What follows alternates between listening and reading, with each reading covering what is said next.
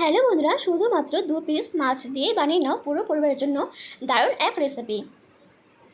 তো চলো দেরি না করে রেসিপিটা শুরু করা যাক। আশা করি তোমাদের অনেক ভালো লাগবে। রেসিপিটি বানানোর জন্য দেখো এখানে আমি 2 পিস রুই মাছ নিয়েছি, আর মাছটাকে কিন্তু আমি 3 থেকে 4 বার খুব ভালো করে জল দিয়ে ধুয়ে নিয়েছি। এখন দেখো নিয়েছি এটা ফ্রাই প্যান, আর এর মধ্যে দিচ্ছি আমি জলের পরিমাণটা একটু বেশি দেবো, কারণ মাছটা ভালো করে সেদ্ধ করে নিতে হবে। তো দেখো এখন আমি এখানে মাছগুলোকে দিয়ে দিচ্ছি। মাছটা দেওয়ার পর এখানে আমি দিব সামান্য পরিমাণ লবণটা দিলে কিন্তু মাছটা খুব তাড়াতাড়ি সেদ্ধ হয়ে যাবে। আর দিয়ে দেবো এখানে সামান্য পরিমাণে লেবুর রস দিলে কিন্তু মাছের মধ্যে যে একটা আষ্টে স্মেল থাকে সেটা কিন্তু চলে যাবে। এখন দেখো আমি ঢাকা দিয়ে রেখে দেবো কম করে 10 থেকে 12 মিনিট, যাতে মাছটা খুব তাড়াতাড়ি সেদ্ধ হয়ে যায়। তো দেখো 10 মিনিট পরে ফিরে আসলাম। এখন কিন্তু মাছটা পুরোপুরি দেখো সেদ্ধ হয়ে গেছে। এখন এই মাছগুলোকে নামিয়ে নেব।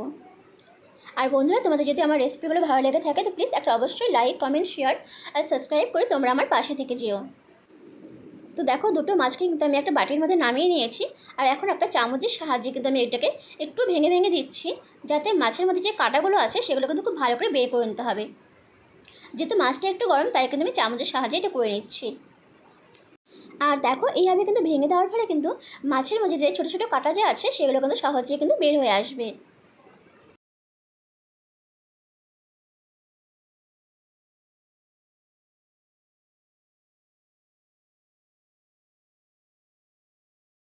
তো দেখো আমি কিন্তু সমস্ত মাছের কাঁটাগুলো আস্তে ধীরে বের করে নিচ্ছি, যাতে গলায় কাঁটা না ভিজে যায়। আর এখন কিন্তু আমি সমস্ত কিন্তু কাঁটাগুলো বের করে নিয়েছি। এখন দিলাম সামান্য পরিমাণ লবণ, দিয়ে দেবো সামান্য পরিমাণে হলুদ গুঁড়ো, হাফ চামচের একটু কম এখানে আমি দিয়েছি গোলমরিচের গুঁড়ো, দিয়ে দেবো এখানে হাফ চামচ গরম মশলা গুঁড়ো, 1 চামচ এখানে আদা আর রসুন বাটা দিয়েছি, দিয়ে দেবো লঙ্কা কুচি। আমি এখানে 2টো মতো লঙ্কা দিয়েছি, তোমরা ঝালের পরিমাণটা অবশ্যই তোমরা বুঝে দিবে। এরপর দিচ্ছি পেঁয়াজ কুচি। আমি এখানে একটা বড় সাইজের পেঁয়াজ কুচি করে রেখেছিলাম, সেটা কিন্তু এখানে দিয়ে দিলাম। তোমরা চাইলে কিন্তু পেঁয়াজের পরিমাণটা কম বেশি করে নিতে পারো। আর এরপর দিচ্ছি আমি ধনেপাতা কুচি।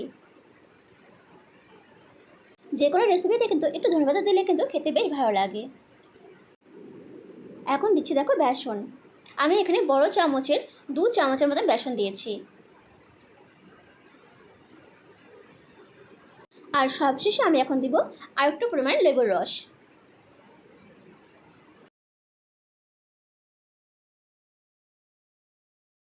তো দেখো সমস্ত উপকরণ দেওয়ার পর এখন আমি এটাকে খুব ভালো করে মাখিয়ে নেব।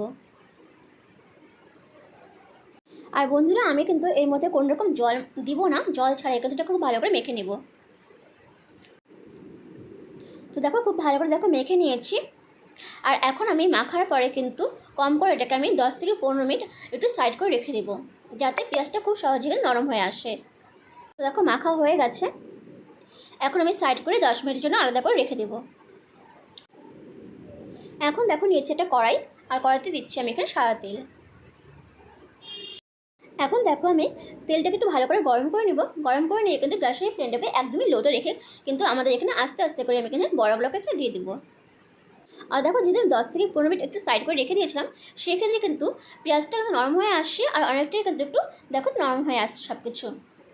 তো দেখো এখন আমি কিন্তু ছোটো ছোটো করে কিন্তু এখানে বড় সাইজ করে দিয়ে দিচ্ছি।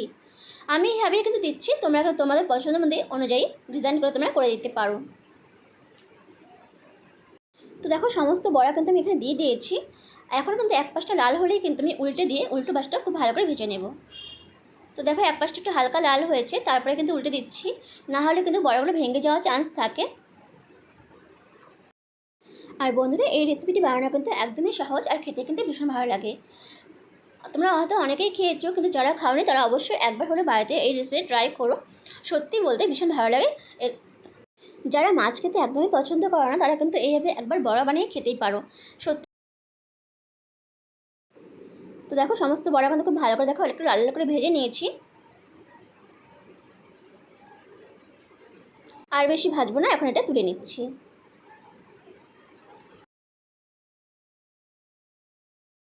এখন দেখো বাকি তেলটা আছে, বাকি তেলের মধ্যে কিন্তু আমি যে বাকিগুলো বড়াগুলো রাখা আছে সেটা কিন্তু দিয়ে ওটা কিন্তু ভালো করে ভেজে নেব। দেখো বাকি বড়াগুলো কিন্তু আমি আস্তে ধীরে দিয়ে দিচ্ছি।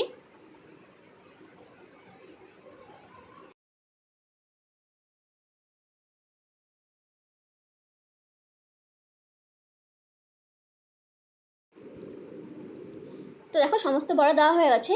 ওই একই প্রসেসে কিন্তু দেখো এক পাশটা লাল হলে কিন্তু আমি উল্টে দিয়ে আরেকটা পাশটা ভালো করে ভেজে নিচ্ছি।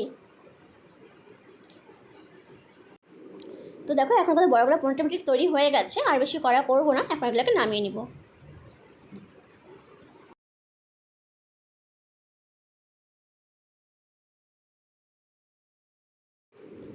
তো দেখো তৈরি হয়ে গেছে মুচমুচে ওর মজাদার লোভনীয় পকোড়া রেসিপি।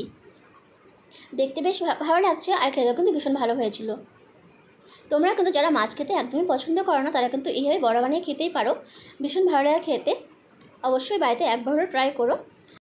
আর বন্ধুরা, এই রেসিপিটা যদি তোমাদের ভালো লেগে থাকে তো অবশ্যই একটা লাইক, কমেন্ট, শেয়ার আর সাবস্ক্রাইব করে তোমরা আমার পাশে থেকে যেও।